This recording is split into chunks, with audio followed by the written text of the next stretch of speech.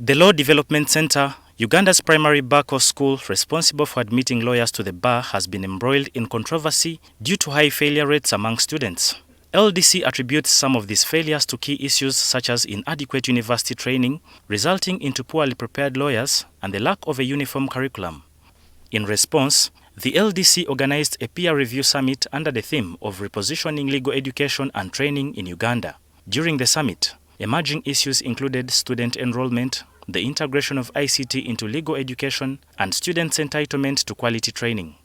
The deans of schools of law have in the morning presented quite a number of issues.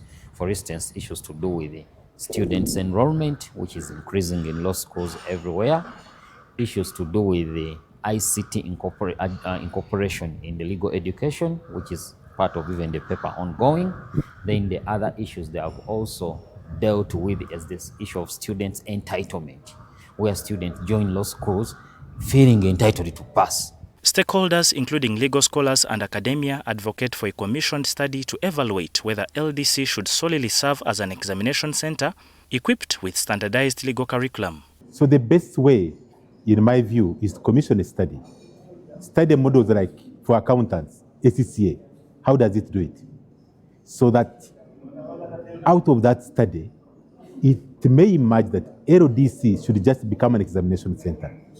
It should control the curriculum. So it should be one curriculum controlled by LDC, but it examines. Then it decides on what kind of assessment. So that once that is decided, then the universities that are teaching law, or a selection of a few, can now engage in teaching the LDC diploma. In 2018, Parliament's Legal Committee proposed removing pre-entry examinations as a requirement for admission to the bar. However, this issue has resurfaced at the undergraduate level, with independent legal experts suggesting that if pre-entry exams are retained, a unifying national body should set these exams. There is a possibility of having different standards operating across different institutions. One institution could set, I guess, easy questions. The other one may set harder questions. And therefore, that could create also some challenges. But again, by having a national institution taking over the setting of pre-entry exams, if at all they are to be introduced, because they understand something that is still being mooted, that could also help.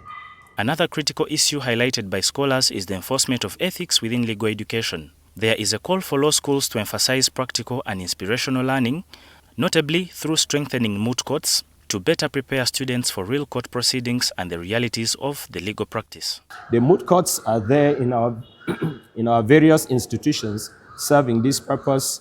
We have law clinics, which we use as a medium to imbibe or to teach the law students practical skills. And this is basically one of the ways we think we can transform legal education. The peer review summit, organized annually by the Law Development Center under the Uganda Law Focus Journal, serves as a platform for stakeholders in the legal profession, authorities and academia to discuss emerging issues in legal education and training and to develop policy recommendations for positive reforms. I'm David Ijo at the Law Development Center.